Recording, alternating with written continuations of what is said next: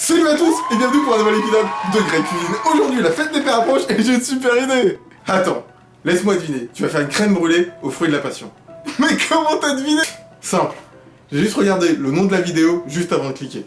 Malin. Allez, suivez-moi pour les ingrédients. Pour les ingrédients, nous aurons besoin de 35 centilitres de crème fraîche liquide type fleurette, 50 g de sucre semoule, une gousse de vanille, 2 fruits de la passion, 3 jaunes d'œufs. Et pour le caramel au-dessus de la crème brûlée, nous aurons besoin de sucre cassonade ou de sucre complet. On va commencer par préparer nos arômes avec la gousse de vanille. On va la couper en deux à l'aide d'un couteau.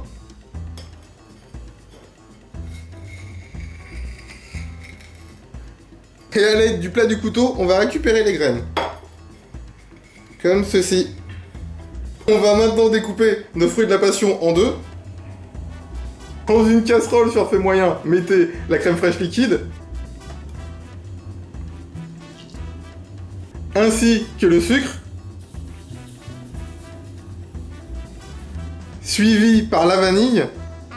Et les fruits de la passion. On mélange bien le tout à l'aide d'un fouet pendant 7 à 10 minutes. Lorsque l'on arrive à une petite ébullition comme ça, on met la casserole de côté. Il est maintenant temps de nous occuper de nos 3 jaunes d'œufs et de les transférer dans un récipient adapté. On va battre un peu ces œufs à l'aide d'un fouet.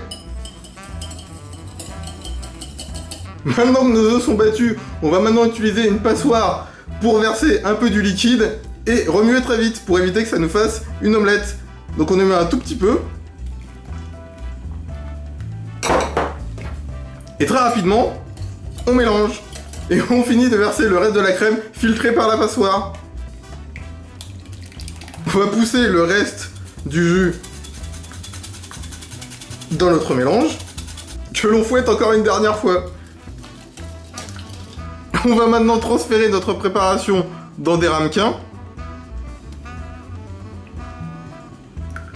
On va le remplir jusqu'au bord. Pour la cuisson, prenez un plat qui va au four, mettez-y de l'eau à mi-hauteur et placez-y vos ramequins.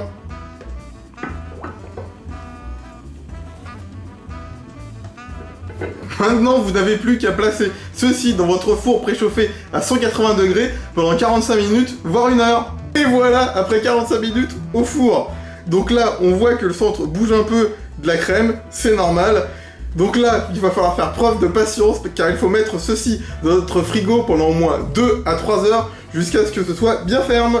Donc voilà, notre crème est sortie du frigo, là elle est bien fraîche, elle bouge plus, elle est au taquet. Donc là on n'a plus qu'à aller mettre une belle couche de caramel par-dessus. Mettez une bonne cuillère à soupe de cassonade ou de sucre complet sur la crème. Ensuite, il ne restera plus qu'à placer ceci dans notre four à 220 degrés en position grill pendant 2 à 5 minutes. Tada! Et voilà, c'est terminé. Écoutez ça. On entend bien le caramel. Je sens que ça va être super crunchy, super cool. Allez, je goûte. Ouh. Vous entendez ça là? Le bruit du caramel qui craque. Oh là, ça sent super bon. Regardez-moi ça. Ça a l'air super bon avec le caramel et cette crème. Allez, je goûte.